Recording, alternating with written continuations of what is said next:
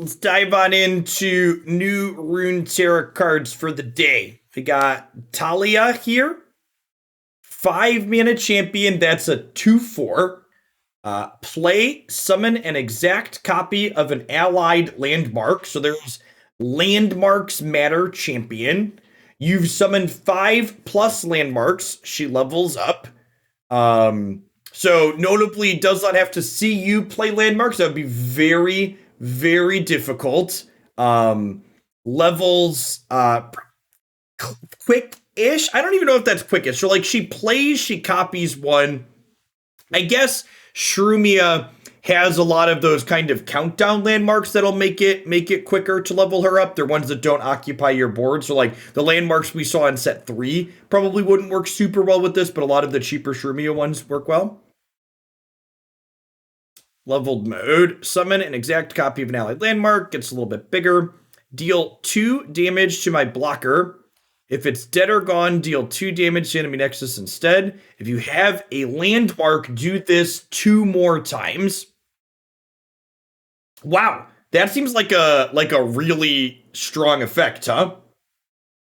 Like, so this cuts through, if you have a landmark, this cuts through 6 toughness on a blocker. And if they're not blocking her, she's attacking for 9. She does 2, then 2, then 2. I'll watch the video with the animations up at the end. I just want to go over the actual cards to start. Yeah, that actually, like, that seems really sweet. She's probably reasonable with Plaza. She can force something to block her. Yeah, and if we get a couple more Shrumia landmarks that are cheap to play out, I can see that being super reasonable. Taliyah Stoneweaving. Look at 3 random landmarks you can afford. Pick 1 to create in your hand. Huh. That's a neat design. I like that the range of what this can give you. So you can afford. I assume that means ones you have total resources still to play. I wonder if this is one, I think the giving you random things from a range that you're guaranteed to have mana for is a neat design space. Yeah, I like the range that this effect offers. Yeah. So like, and it's a little bit predictable from the other side based on how many resources your opponent has, what you can expect from something like this. And then these are always collectible spells as well, so you can just play Stoneweaving in your deck as well as a burst spell. Give an ally +1/+1 this round. If you summoned a landmark this game, give it 3/1 instead. Well, I mean, like, that's a super playable combat trick, huh? +1/+1/+1 for 1 is, like, fine. It's not impressive, but, like, this as a 3/1, like, if you're, like, this is probably an auto-include in any deck that's playing Taliyah, right? Because you're going to have landmarks, so you're just going to be like a 1 mana 3/1 at burst speed. Seems good.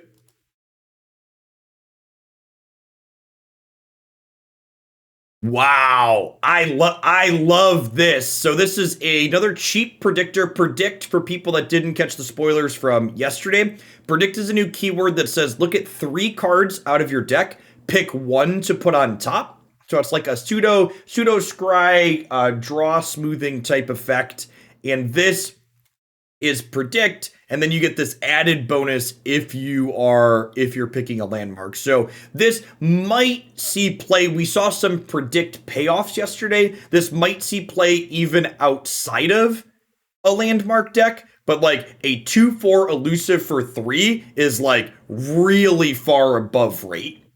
So this is like a fine predict payoff, and if you're also playing it with landmarks, it's going to be really strong for that reason. And if you're playing predict payoffs, one of the cards that predicts was a landmark, if I recall yesterday, so that would work well with this as well, finding that. This card seems very reasonable. Countdown 3, summon a Grumpy Rock Bear. So this is 2, so this happens on 3, 4, so turn 5 you get it. Grumpy Rock Bear, so it's like a 2 mana 5/4 with Suspend. That's okay. Notable, there's no rarity icon in the bottom, so this is not a collectible card you can put in your deck. It's just generated from this. That might be okay. I could see this one cutting either way depending on what the format looks like. In the landmarks matter deck, perhaps this effect seems like it could be close to playable, and if it's enabling Taliyah, it could be more than reasonable. Yeah, it's like 2 resources for a 5/4. It like happens a couple of turns down the line, but like what you're actually investing is like super reasonable. Play destroy a landmark. If it's allied, summon a grumpy rock bear. Okay, that's a neat design. Especially we saw a couple of cheap landmarks spoiled so far too. If we look back here, things like ancient predictions or Perseverium, for example, where these landmarks have a play effect and they also have a countdown effect, but like the countdown effect's not super powerful.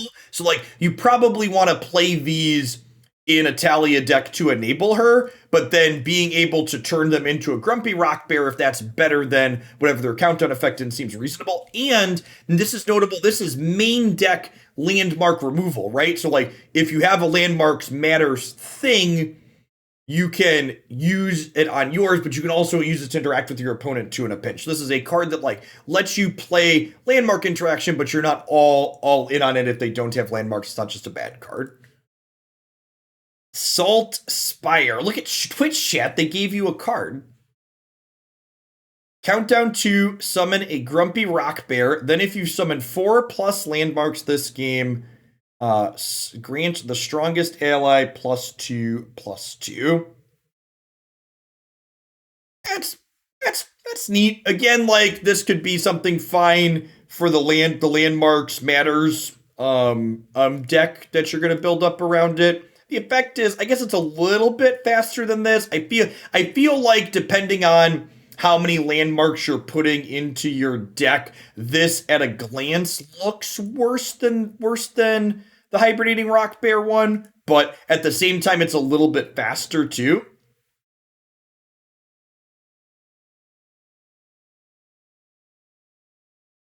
Yes, the landmark goes away after the countdown. So countdown's kind of like suspend. It goes down at the beginning of each turn, and then when it hits 0, it goes away and you get its effect. Is exactly right. I'm sorry, I didn't mention what countdown does. That's another keyword they introduced.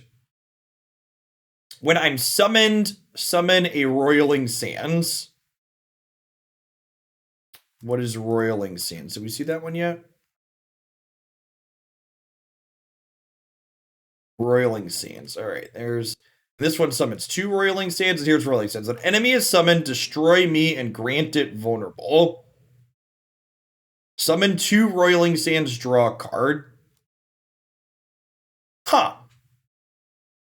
This is an interesting design. I wonder, like, I feel like 3/1 for 2 are a stat line that frequently struggle to be playable in Runeterra's constructed format. Go Hard's a bit less popular than it once was, so maybe this is okay.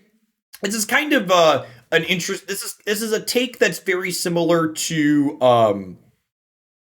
bounty hunter, the 2/3 in Bilgewater that makes something the strongest thing vulnerable when it comes into play, and that card's very playable. So I wouldn't be too surprised if this card ends up being okay.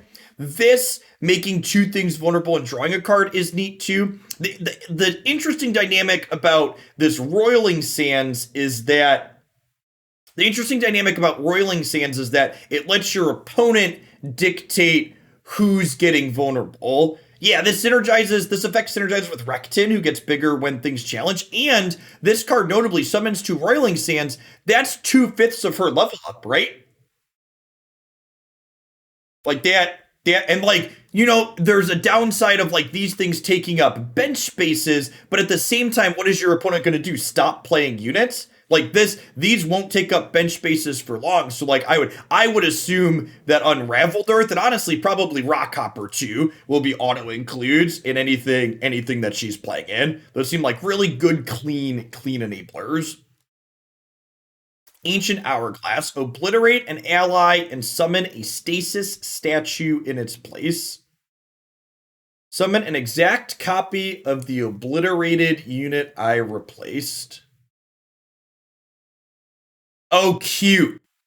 So this is a landmark synergy card and it like saves you from things like vengeance, or if they're like mystic shotting, or like, yeah, it's like pseudo, it's kind of like blinking it and returning it end of turn. Yeah, it's a flicker effect effectively. It's a flicker effect that also has you a landmark summon for Taliyah.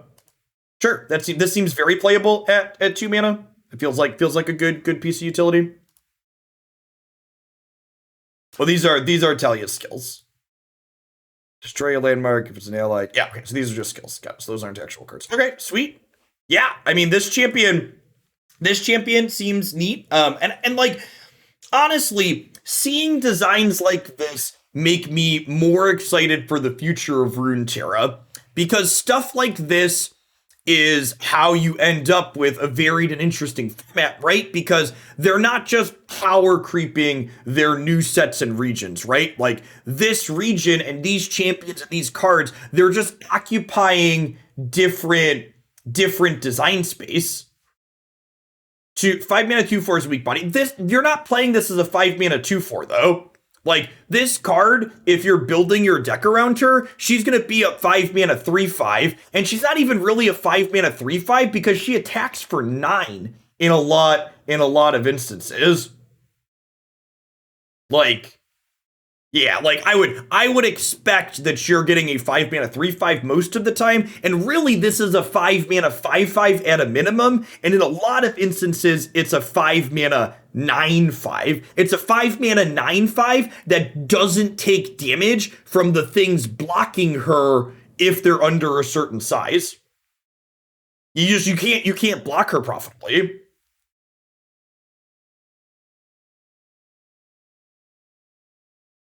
Yeah, I think it's sweet. No, she's not really comparable to a Nivea, right? Because a Nivea is a control card that hits the opponent's entire enemy board, whereas this gives your opponent a choice, right? This hits your deal 2 to my blocker. If it's dead or gone, deal 2 to the enemy nexus instead. If you have 2 more, I would assume if it's gone, does she not trigger if there's not a blocker? Does she not attack for 9?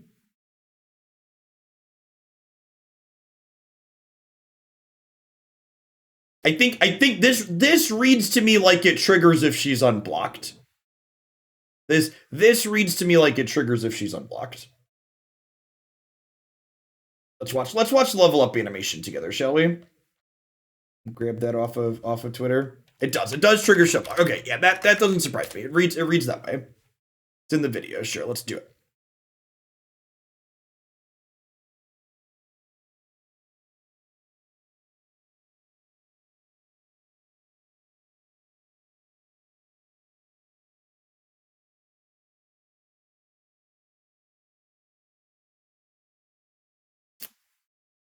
You're not getting audio for this. Uh, what's his name? Mogwai mentioned he got flagged on YouTube for some of these release video audio.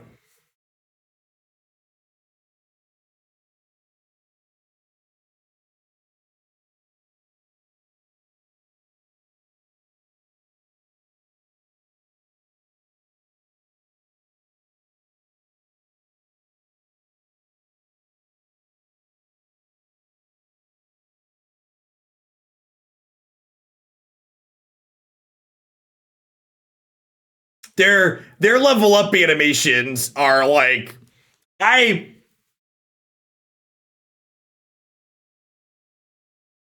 I wonder oh,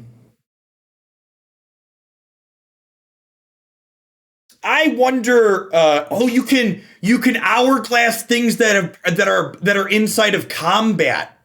That's great too. I don't know why I didn't think about that when we were looking at that card. Oh, holy wow. Wow. That synergy. Wow. That's it. It lets you get double champions into play easily. Holy shit. Is this card actually busted? I didn't think of that at all. This this card's like really good. Like, the you put your champion in here and then play other copies of your champion out. Wow, that's phenomenal. That's a huge deal. Yeah, like it saves, and like even just the synergy like they showed in the video, right? Like you stasis statue and then you Taliyah to copy the statue and suddenly have a bunch of champions. Like that's absurd. Yeah, this is my opinion has changed. This is an auto 3 of probably, and everything playing Shrumia. It counters removal, and it has like a ceiling of letting you get multiple of your champions into play. Like, yeah, this card is very, very good. Whatever this card's pre-ordering for, order more of them now before Runeterra Finance gets a hold of it and makes it more expensive. Yeah, like this card's that's really good. Sick. All right, sweet. Yeah, a lot of sweet design space here. All right, at any rate, that's going to be it for me for this afternoon. I am actually going to be starting with Runeterra tomorrow morning. I'm kind of medium on Runeterra's current constructed format, but I really love their Expedition Limited format right now. So we're going to be doing a limited Expedition tomorrow to start the stream off. I'll be doing spoiler review again at the end of tomorrow's stream. If you haven't caught the rest of my spoiler review, there is a Runeterra playlist up on my YouTube channel where I have daily spoiler reviews of everything that's come out so far. Looking forward to see what else we have coming out of this expansion. Thanks for dropping in today, folks. Peace.